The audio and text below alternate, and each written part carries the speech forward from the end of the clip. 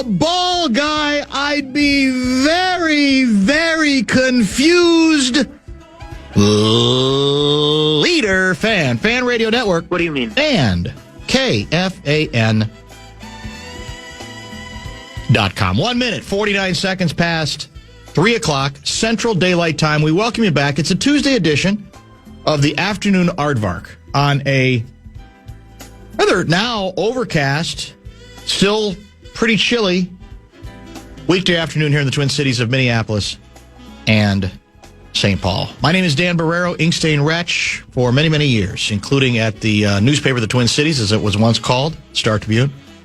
Then it was the Minneapolis Star Tribune. Now it's the Minnesota Star Tribune. Guardsy is a two-time state high school tennis champion. Not only voice of the Golden Gopher women's basketball team, which will be in action as soon as Friday evening. First round NCAA tournament. He is also now the official voice of the Minnesota State high school basketball tournament. Girls side. That's not true. What do you mean? That's not true. What do you mean it's not true? I filled in. I did it. I wouldn't say I'm the official voice of it. Well, there's no going back now. I don't know how to break it to anybody. So who's in charge of that? Is that the MSHSL? Honestly, I don't know. I think it's a collaboration between Channel 45 and the high school league. Well, there's no going back. I mean, come on. I know you can't say it, but I'll say it. It's a good run, and it's over. You just got to move on. Things change. Things happen. Things percolate out there. More on that later. Bradshaw and Bryan KFAN text line is open at 64686. I wish I were a ball guy. I wish I had the ball guy bona fides. We never will. But I covered a lot of baseball teams. When I say covered, I never had the beat per se. As far back as 1980, the summer of 1980, before I started covering Herschel Jr. Walker as a University of Georgia freshman running back, my assignment was to cover occasionally the Atlanta Braves. So I've been in dugouts. I've been in clubhouses. I've written game stories going all the way back to there. Did it a little bit in Texas.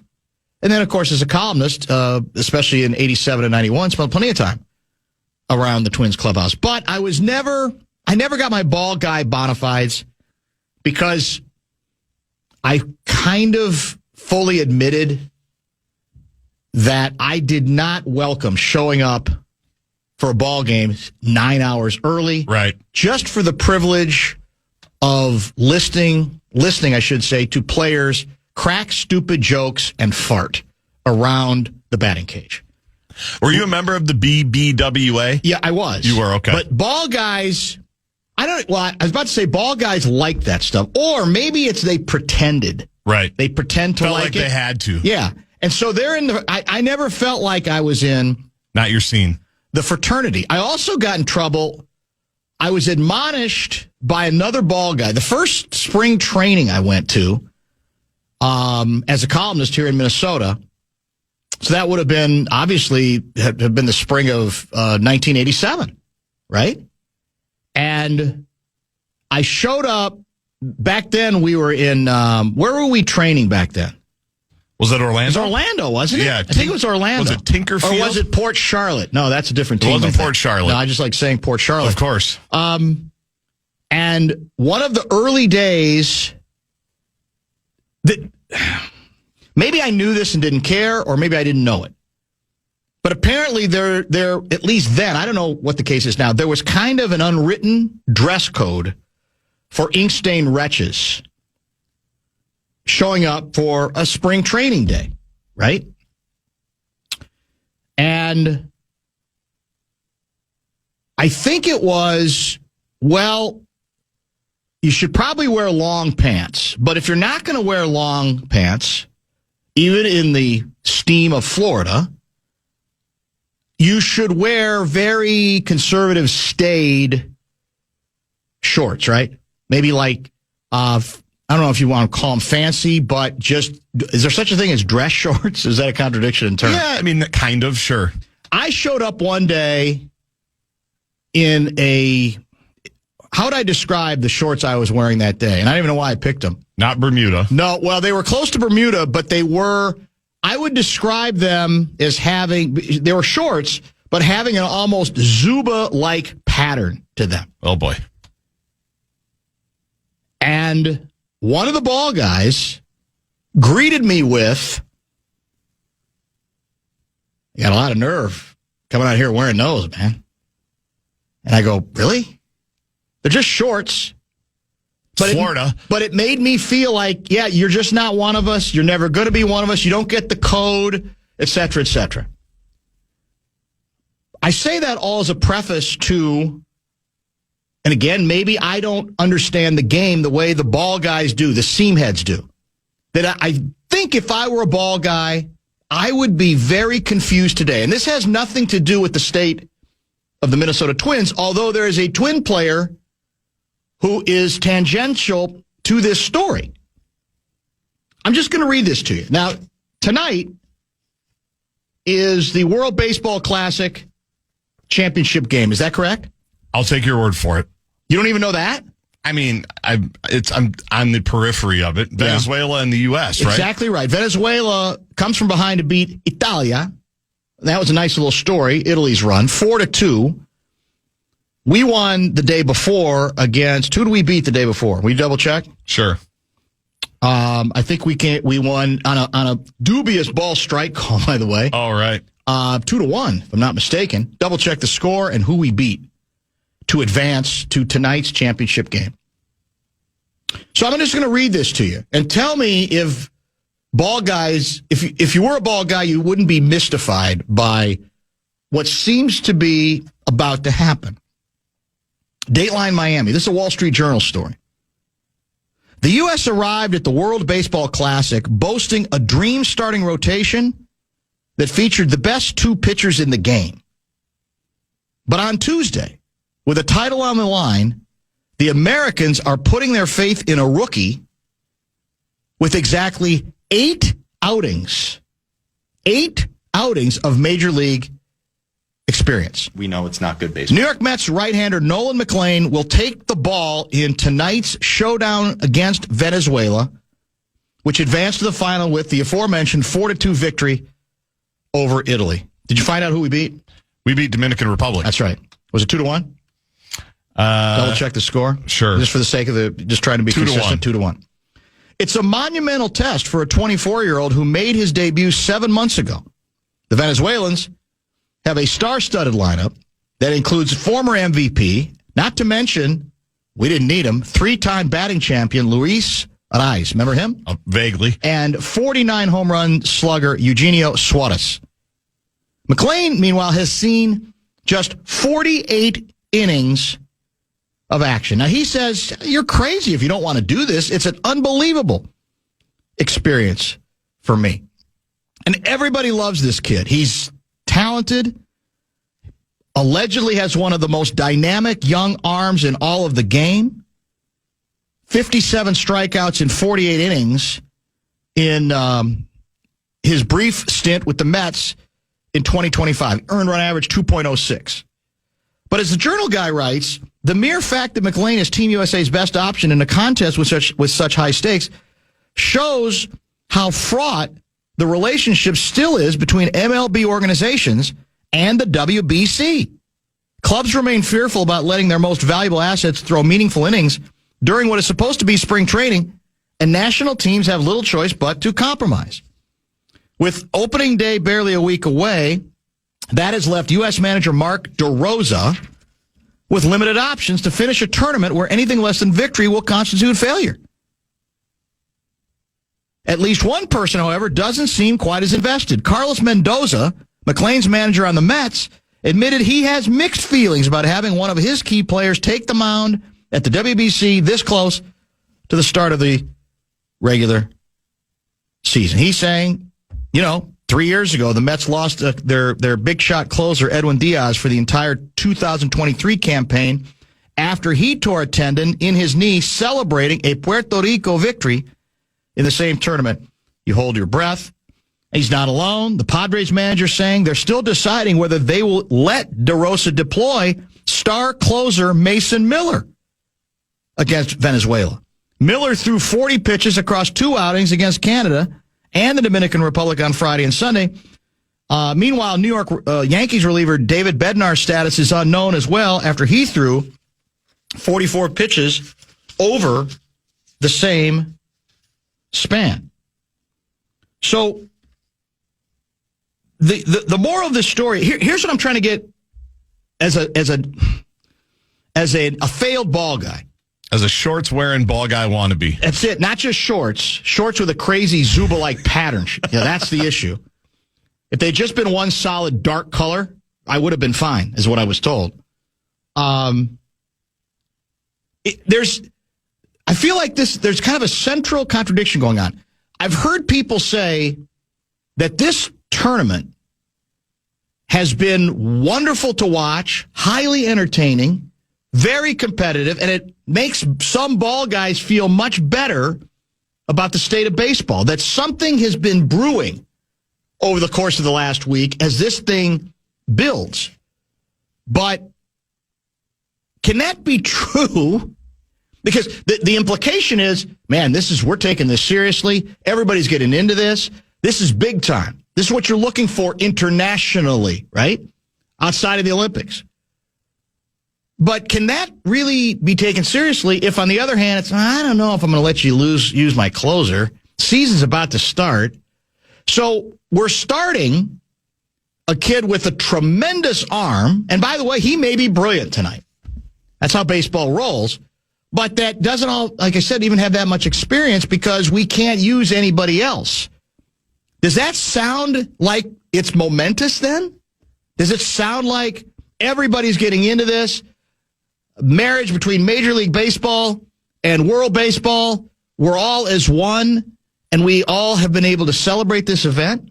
And the sidebar has to do with our guy, because Joe Ryan says he's raising his hand saying, I'm available. I want the ball. I'm very available. But I'm looking at a StarTribune.com story. Ryan was left off Team USA's roster for the semifinal and championship despite initial plans to be a starter for the team before a bout of back inflammation. USA Baseball chose to use an open roster spot on Blue Jays closer Jeff Hoffman. That was a shock, Ryan said. Definitely a weird one to process. I was fully prepared, ready to go. Car was all ready and excited to go there, obviously, the whole time. Then was told I wasn't to go. Now, I don't know, as far as what we're hearing from Ryan, he's saying the Twins were great, super supportive. They wanted him to go. That in this case, they weren't discouraging it because of any injury concerns or anything else. So don't we still have kind of a central disconnect trying to push this as a wonderful world-class baseball event if we can't really use the in this case, pitchers for this is the game. This is the championship game that in a perfect world we would have a chance to choose from. That doesn't now, and I get the point. We're close to the regular season. Somebody gets hurt, we're screwed. But then it can't be, I think, presented as this unbelievably no holds barred world class event. You're right. If there are all of these impediments are being put in front of the people who run the baseball team, the manager. I assume they have a general manager. I think in fact Kernan named him for us when he was on with us last week. That seems very strange to me. So maybe there's some amateur ball guys out there who can explain it to me via the Bradshaw and Bride KFAN text line at 64686. It's a little bit the same concept about the hockey playing in the Olympics. Like, they all kind of know they have to let them go, right? The NHL player, because the players want to play. That's true. And But it sounds like baseball isn't all in the same way. Exactly. Is your point. That's what I'm saying. But it's the same conflict where they all have, because Louis talks about it all the time. How great You're it is. holding your breath. He's like, I'd hate it. I'd hate it if I was managing. I wouldn't want to do Understandably. it. So that is the interesting part, because you get to this culmination, and they got the pup going out there. Great for him. What did Joe Ryan do? I know, that's great. He wants the ball. I love that about Joe Ryan. Good pitcher. Absolutely. We like him, right? Yes. We need him. I thought we might as well trade him, and we thought maybe he even wanted to be traded, but we decided, at least for now, to keep him. And again, the guy they're starting is maybe the arm of the century, and baseball's a funny game. He may go out there and throw 5 shutout innings, no-hit innings, because he's got that kind of arm. But ordinarily, you'd say, well, don't you want Jack Morris out there? Right. Don't you want a veteran guy who's been through it? If you want to sell it as, my God, this story kind of crept up on me, and now I can't get enough of it. Well, if Major League Baseball teams themselves are only half invested, then no, I can't take it, I'm sorry, quite as seriously as that. We'll get some text going. We'll give you an outstanding array of guests via the uglydeck.com guest lineup. And our first one is coming up actually at 3:30. There was a stunning lack of football conversation, Vikings quarterback conversation yesterday, correct? We didn't do that much on Kyler. I don't think we did any. Yeah. We will revisit it, get back to it with Kevin Seifert, who's going to join us in about 15 minutes.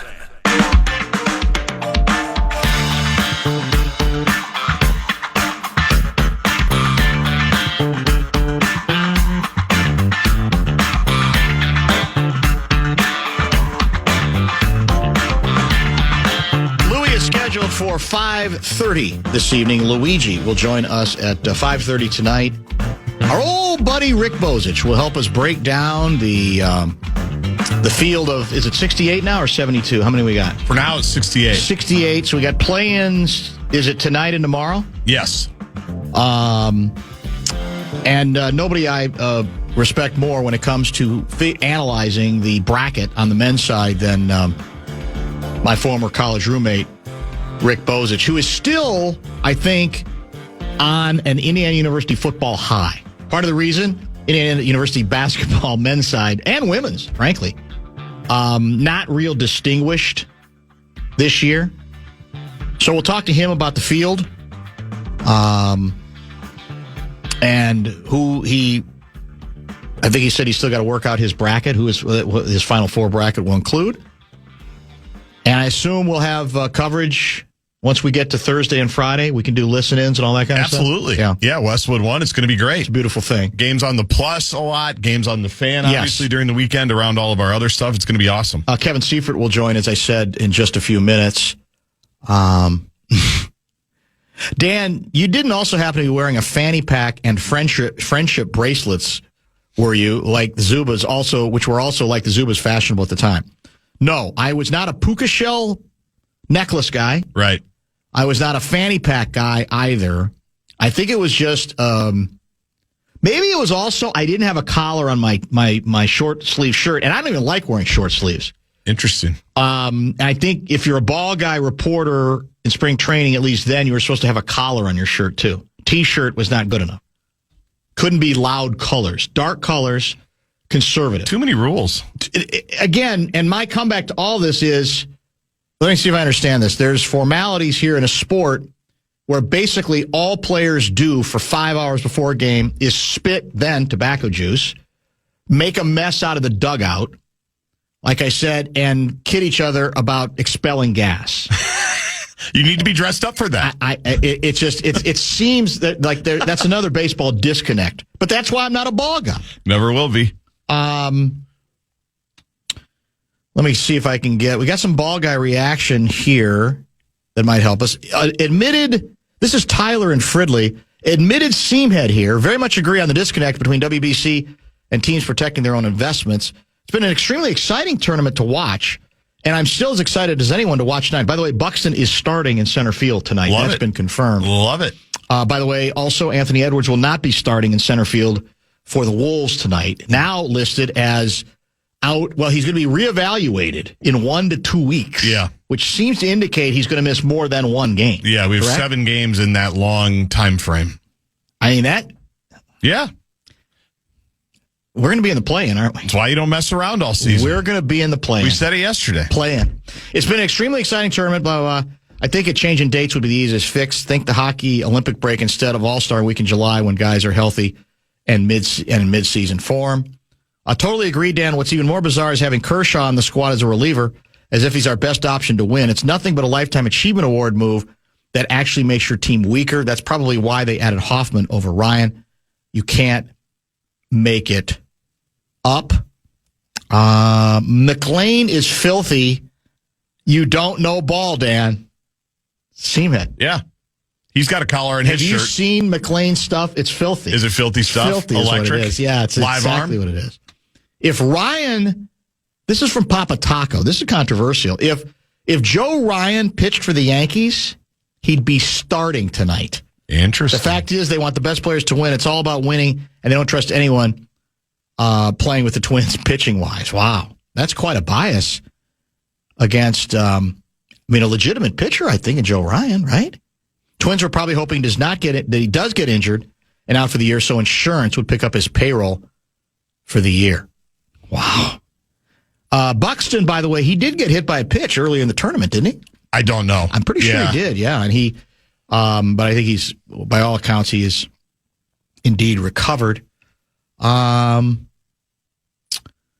This is Marshall checking in from Minnetonka. I think you have to play the WBC in the middle of the season and reduce the number of regular season games in WC years. Pitchers would be built up to full strength, and I think more teams would be willing to let their guys play. Would they, though? So that's the thing. But baseball teams are so finicky about and sensitive about pitchers in particular. Right. Right? Which I understand. To a certain extent, It's hard to blame them, but then you're back to, well, you're either in it or you're not in it, and if you're not all in it, then sorry, it can be exciting. And it has been exciting. I think the ball has been pretty good to very good. People have gotten into it more than might have been anticipated, but to me, that's a little bit of a letdown if you're in the position where, well, people, teams are reticent about how much we can use guys. I mean, I get it at the All-Star game. That's supposed to be ceremonial at best at this point, but this is not so. This is supposed to be as meaningful. Nation versus nation. Come on, man. Doesn't make a whole lot of sense to me. One more via text. Is Guardsy in a bad mood today? His responses seem curt. Are you in a bad mood? I'm in a phenomenal mood. I didn't think they were that curt. I didn't think. Twins wanted to keep Ryan back at camp, I think, due to the fact they don't want to get injured for the season. But Ryan at least is claiming that the Twins were okay, that they were encouraging him to participate. So I don't think we have much evidence of that. 2028 Olympics is July 2028, so we shall see then if baseball is all in. Olympic baseball at Dodger Stadium is pretty badass. It would seem to be, I will wouldn't say, it? that seems pretty cool. I'm guessing they could smell the incense that you've been burning on your shirt and clothes when you tried to be a ball guy. Tom from Savage wants to know, could it have been when you were offered a beer and a hot dog, you asked instead for a Bartles and James, and asked how the Spätzle soup is? Do you have everything bagels? Yes. How's the toaster in our continental breakfast? Are unbelievable, the knowledge that our listeners have. I told you, I still haven't gotten over the fact that you can't get dinner at Brugger's anymore. Back in the pre-COVID days, you could get... Yeah, I guess I never thought of it. You get a Brugger's sandwich, egg sandwich for breakfast. Yeah. Maybe a turkey sandwich for lunch, cream cheese, whatever you want on it, whatever you want with it for dinner. That is tough. I don't think any of the places are open for dinner. It's just not enough people who are available to work. I think that's a lot of it, right? Probably. That's what it's post-COVID. I brought this up, too, Sunday. My teeth are usually in the glass pretty early, but I happened to be out and about Friday, and I was completely out of bottled water. That's big for me. Got to have it. Don't text me with how bad it is for the environment. I already know. So I said, okay, well, I'll stop at Target. Yeah. This is at I don't know, 9:50. But then, no, it was closer to 10 because I couldn't make it in time. Target closed at 10. Yeah. Cub Foods closed at 10. Makes sense. Super America, Friday night, closed at 10. Is everything closed at 10 now, even on a Friday night? Have I missed something? In some spots, maybe. It's like nothing was open on a Friday night at 10 o'clock. You just wanted some bottled water. That's all I wanted. So what'd you do? Oh, I found another. It wasn't Super America. It might have been a Holiday. I found another one that was open. I think till 11. Nothing's open 24 hours anymore. Those days are over, aren't they?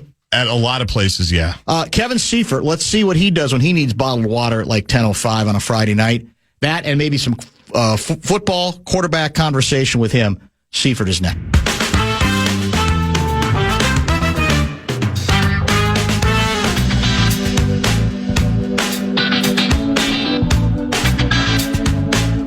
I think our next guest might know something about the unwritten rules of baseball, including proper, tasteful, appropriate apparel to wear if you're a ball guy at spring training. Kevin Seifert joins us via the Connecticut Water Systems hotline. If you have questions for him, Bradshaw and Brian KFAN text line is open at 64686. You covered a decent amount of ball somewhere, didn't you?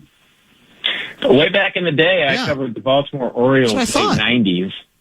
So, yes, I was exposed to the world of ball. So did you have an understanding of what the proper spring training apparel was around the batting cage for writers? I mean, I can only tell you it was shorts and a T-shirt for me. It was hot. The spring training I covered with the Orioles was when they were in Fort Lauderdale. Okay. And so it was almost as far south as you can get in Florida and already pretty hot by the time March arrived. So that was my 23-year-old decision to as far as being professional. Do you recall whether the shorts themselves that you tended to wear were solid colors or design patterns, things like that? I don't think I've ever worn designed anything, whether it was patterns, designer, brands. So I would assume that in my particular case, they were very plain. I got lectured first spring training I ever attended, because I did cover some baseball in Atlanta and a little bit in Texas. But I'd never been to spring training until I came here to be a columnist, and so it would have been the 87 spring training. And for whatever reason, I don't think I was conscious of trying to be a rebel, but it was a pair of shorts that I described earlier as almost having, even though they were shorts, a Zubaz-like pattern. Yeah. And as I'm approaching the batting cage, the first other ink-stained wretch I run into is Patrick Royce. And he looks at me, looks up and down and says, "You got some nerve, boy." I mean, he was, because he's a ball guy. Royce, he thinks, he acts like he's a contrarian, but on stuff like that, he believes in the code, the baseball code. And I felt like naked wearing this weird pattern shorts, like everybody was looking askance at this new guy. First of all, I was the new guy. That was part of it. And I'm sure Sid, if he was down there, must have said something too. So I guess the lesson was, if you're going to wear shorts, solid and dark colors, very tasteful. That's what you're supposed to do. Even though I would argue there's nothing particularly classy or tasteful about anything that goes on around a batting cage at spring training. Well, I wasn't sure where you were going with it because, and I don't know if I've told you this story, but the worst, the most savage browbeating I ever took as a ball writer came around the batting cage. I love it. And I'm sure this is a code that I still, to this day, don't fully understand. But I was, according to a coach on the team that I didn't cover, it was before a spring training game. Right. And I won't mention the coach, but he did become very prominent, and already was very prominent. I think he was the hitting coach of that team. He just reamed me out for stepping on the grass too much. instead of staying on the dirt around the cage. I love it. And so I don't know if he thought that I was going to be ruining the grass for the game, or if the grass was only reserved for uniformed personnel, or if he thought he was worried I would be getting scooped, or 1% chance that he was worried I might get hit by a ball that ricocheted through the net or something in one of those spring training. I don't know.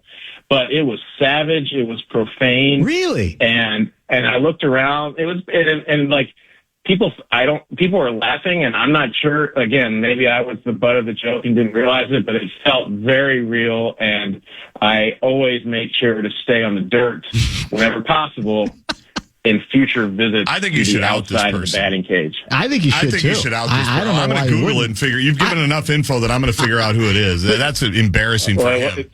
It certainly wasn't written. In those days, we kept it to the nuts and bolts. There was no social media to put that sort of stuff on. But so I'll if you sleuth it out, there's nothing I can do to stop you. I know you're both excellent reporters, but I will leave it at that. Leave it at that. Well, what you're crystallizing is exactly why I can't stand that side of baseball. We kid about all the unwritten rules governing the ball itself, right? And when you can steal second base, and when you can't, and when you can bunt, and when you can't. There's a whole other set of unwritten rules having to do with this nonsense. And you just nailed one right there. You go, well, what do we stop doing? You want to stop taking yourself so seriously that I brushed against a blade of your precious grass? What are you talking about? There's no other sport, I think, that has that sort of sanctimony attached to it. No, and again, to this day, I don't know if it was a put on or what, but it felt very real, and it certainly fits into the other stories and things we know about the unwritten rules. There's no question. By the way, Chris F. is listening. He writes, I remember seeing one Lavelle E. Neal III years ago at a Twins spring training game, looking very casual and also sporting a nice barbecue sauce stain on his shirt. Sports writer here from Chicago Lakes area newspaper, Sid, once stopped his keynote speech to yell at me for wearing a hat when I was at the Minnesota Newspaper Association banquet. So many unwritten rules, man. It's Royce once, we go all day on this. Royce once yelled at me for wearing, in his own way, wearing a baseball hat backwards in the office, which probably wasn't the smartest. It wasn't you're supposed to be somewhat professional in the office, despite all the many unprofessional things that happened in that office over the years. But that was he probably had a point on that one. Well, I'm sure you were fine in it. The backwards baseball cap thing got a little too weird. Like, who's in charge of deciding when you can wear it that way and when you can't? I'm not sure I ever understood that one either. Right. But it's akin to it's all connected to the same subject. Absolutely. Yeah. Here's your toss-up. This is actually from the same Chris. Here's your toss-up Vikings question. Anything to the rumor the Twins want to swap J.J. McCarthy for Anthony Richardson? I do not think that would be a fair trade, no. But and frankly, there's been so much discussion about Anthony Richardson in seriously, but it doesn't feel to me that the Vikings are in position to take on a reclamation project of any kind, in addition to what they already have on their hands. And so, eventually, I assume Anthony Richardson and the Colts are going to part ways one way or the other. And if the Vikings want to assign one of their assistant coaches to see if they can rehab him into the football player that people thought he was going to be, I guess that would make some long-term sense, but it feels like all of their resources in terms of quarterback development need to go towards the two primary guys they have on the roster right now. Do we want somebody wrote, I don't know if it was you or someone else, I think suggested that the Vikings might want another veteran quarterback to add to the depth of the quarterback room. I don't know if you agree with that or not, but is it possible we kind of do want our own Case Keenum? In other words, a veteran guy that we really don't want to have to play, but that we do think might be helpful as a conduit, as a guy, because allegedly Caleb Williams loves having our guy Case around, and he just got another 2-year contract. So, yeah, where do you think we're going behind, obviously, the two main quarterbacks we're aware of?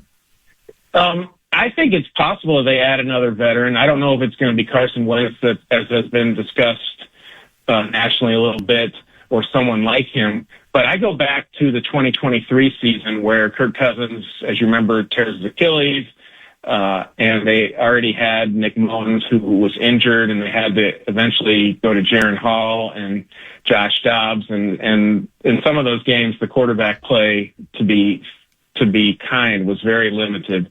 I mean, Jaron Hall probably should not have been on an NFL field as a rookie, at least. And then last year, some similar situations happened where they ended up with Max Brosmer. Be careful. Guardsy's going to get his feelings hurt.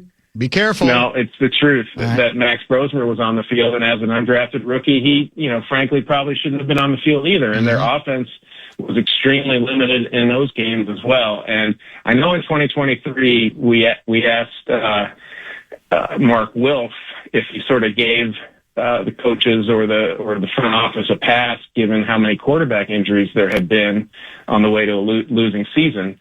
And he said no. He said part of the job of the people building the team is to make sure that there's satisfactory quarterback play on the field at all time. And then so that happened again this past year when their third quarterback was Max Brosmer, and he gets on the field. Now, it's hard to really come down hard on people for the performance of the team or the quarterback when you get down to quarterback 3 or quarterback 4. It's just hard in those situations. But I think that in this season where their quarterback decisions and their quarterback judgment is going to be very much scrutinized by ownership and by fans and people around the league, that I don't foresee them.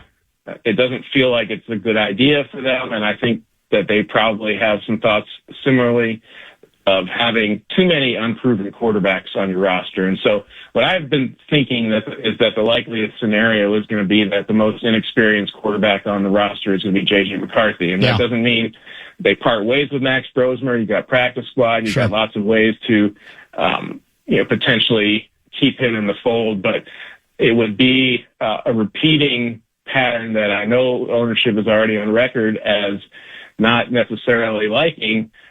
If they were to have, Kyler Murray, say, be a starter and he gets hurt and eventually J.J. McCarthy's on the field and maybe he's not able to play and you're left with a quarterback who is unproven. And so I have tended to think that that's the direction they're going to go. I don't have a specific name that I'm certain that they're going to go to in that regard, but it sure feels like if they're, just based on what ownership has said in public, that would be the likeliest scenario. I think you're seeing it clearly right there for sure. Kevin Seifert, ESPN.com. Why do you believe it's at least so far been so hard for the Vikings, more specifically, I guess you could say, the head coach, to just flat out proclaim, we brought Kyler Murray in here to be our starter in 2026? No matter what month it is, I get it. It's early and all that, but I guess I don't understand why that's such a leap.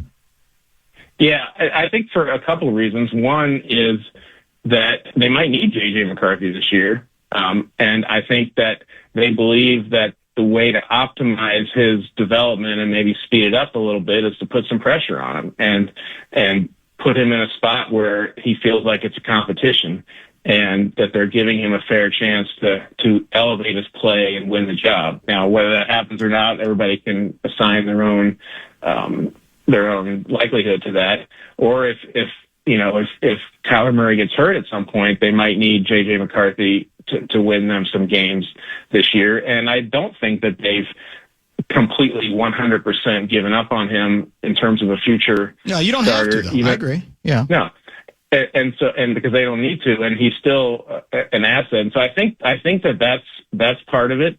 And while they have a lot of great hopes and ideas for how to mix and match their scheme with Kyler Murray's skills, it's not 100% that it's going to work out. And so we think it's going to go in a certain direction. We've seen a lot of Kyler Murray on the field to know, what he's potentially capable of. And we've seen a lot of the Vikings offense when Kevin O'Connell has it rolling pretty good to think that there's a lot of opportunity there. But, I guess there's something to be said for just coming out and saying, I believe in this guy. This guy, Kyler Murray, is my guy.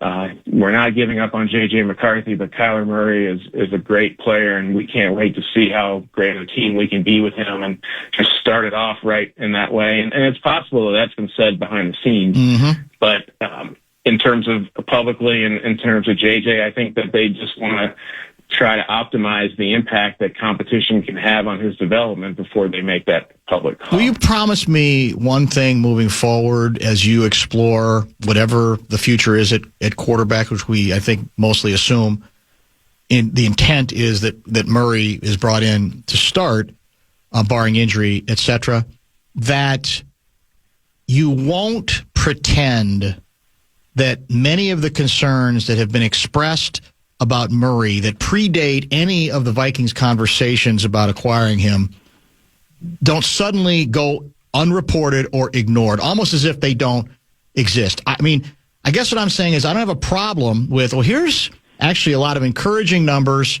You put him in this system, whatever, that he can make plays. He has had some seasons where his yardage totals have been legit. He didn't have greatness around him. I get all of that. But what I worry is that once he becomes our guy, there's a little bit of Stockholm syndrome that sets in, and we're going to suddenly forget and dismiss all of the, I think, legitimate concerns that his career has raised about whether he was ever going to realize the potential he seemed to show when he was picked number one. Is that a pledge you can accept? So in terms of the media coverage, or yes. In terms of how I think the Vikings media coverage. Yeah, and I have tried to be balanced with it, and I do believe that there's some things, especially when there are personal things that have been brought up over the years, that there's value to wiping the slate clean in terms of whether it's off the field or even the issue with the homework clause that I think has got a lot of play back in the day. And in terms of what I've been able to understand about it so far is that it had as much to do with some poor decision making on the part of the Cardinals as it did with Kyler Murray. But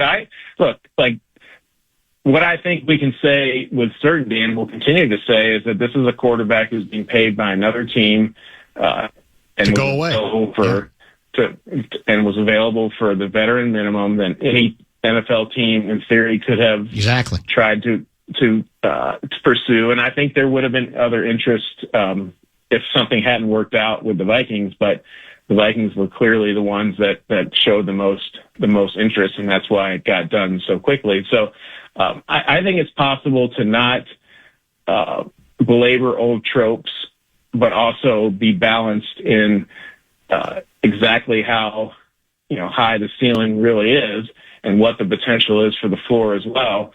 And at the same time, state fairly objectively that he's their best option right now. And what's their best option for accomplishing the goal that they wanted to accomplish, which was to elevate the play of whoever's at quarterback this year, short of trying to shake Joe Burrow loose from the Cincinnati Bengals or some other, fantastical trade that really, it turns out, was never really going to be. And so it's a fair thing for you to ask and a fair thing for me to expect from myself. And hopefully that helps explain a little bit of the thought process that I put into it so far. I'm looking at one of your most recent tweets, and I have to ask, after having read it, why you have to rub it in this way. Here's the tweet. There are now no members of the Vikings 2022 draft class on their roster. You just couldn't let it go, could you? This is in wake of the news that Ty Chandler has been signed elsewhere. You just can't. I mean, you just can't stop with that. Our draft issues, can you? Just had to close the door on that particular draft. But I do think it's interesting that there's more than a few guys that are still in the league, and in some cases are going to have roles this year with teams, but just not with the Vikings. Yeah, that part's undeniable. That's true. Is it 5? I think there's now 5. Yes. they're involved. 5 plus Chandler, so 6. 5. Oh, I guess it'd be 6. Yeah, that's exactly it. Are we done in free agency, do you think, in terms of any name that we would recognize, or is there some sneaky person still out there that you think we might value?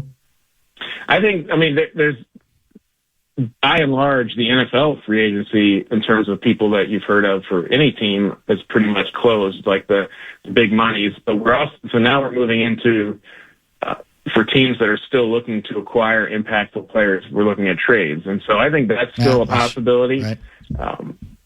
Rob Brzezinski last week used the phrase, we're just getting out of the gate here. And so I think they were very determined, more determined than I've seen from them in a long time, to basically sit out the expensive part of free agency and sort of aggressively right-size their finances. But, and as you get further into the off season and closer to the draft, there's less opportunities to make impactful acquisitions. But I think we're seeing more trades in the NFL than we've seen in quite some time, especially for players who are close to or in their prime. And so I wouldn't rule that out as a possibility. But in terms of just signing players, significant players for money that's significant, I think that seems unlikely. By the way, last question for today. Does Brzezinski bear any responsibility for our cap issues that we have had to kind of address the hard way, given that that's supposed to be his role? Or do we view it as, well, he was presented with a lot of bad choices because the Vikings so desperately needed to spend so much money the last 2 off seasons that there was only so much that even a brilliant capologist could do to paper over what eventually was going to be the bill coming due? What do you think? No, and I think, yeah, I mean, he ultimately did those deals, but that was at the behest of the general manager, and it has been for quite some time. And so his job in those situations was to get the best deal that he can get and present it to the general manager, and the general manager decides, do I make this deal or not? And so that's kind of how that goes. And so you can't extract him from the process, but you can extract him, I think, fairly from the final decision making of it. And so this was always, even if Kwesi had remained the general manager, there was going to have to be some kind of reckoning. It might not have all come at one time and been as dramatic as it has been this offseason, but you can't, no team can get around it indefinitely. You're eventually going to have to figure out a way to either eat your vegetables now or eat them later. And so it would have been up to Kwesi, and it will be up to the next general manager to decide, how those future plans will be laid out. But in that scenario, you would have had Rob negotiating things and then having the general manager decide whether to pull the trigger on it or not. The general manager deciding the big, how to plan out the next 2 or 3 years and how things are going to go from that regard, and budget, make final decisions on cash budgets and cash requests and all that sort of thing. And so, like I said, you can't extract him from the process, but you can, I think, assign the decision making to the person who's in charge. Which of you jackals is going to get the first J.J. McCarthy interview? I saw he was at the Michigan-Purdue basketball game, so he's been out in public, and so I'm sure that's somebody that a lot of people are looking to hear from. And from as best as I can tell, he's been working hard to stay underground since the end of the season. He'll be back here along with the rest of the team here at the end, somewhere, I think it's mid-April, the week before the draft, or maybe a week or a half before the draft. And so if not before then I hopefully by then we'll hear from him and get an update and see where he stands. Is there some quarterback finishing school he's hanging out in California? Or is that just an open joke? No, he is. He's in California, or has been, with a former NFL player, quarterback named John Beck, who you might recognize. He was with Washington and a few other teams. And he's one of those quarterbacks turned coaching specialties. Jordan Palmer also does that. And so he's been under John Beck's tutelage out west, working through, I think, a lot of the fundamentals and that we'd all talked about last year, and going through all the things that he can go through to put himself in position to be a step ahead than he was when he gets back here for OTAs.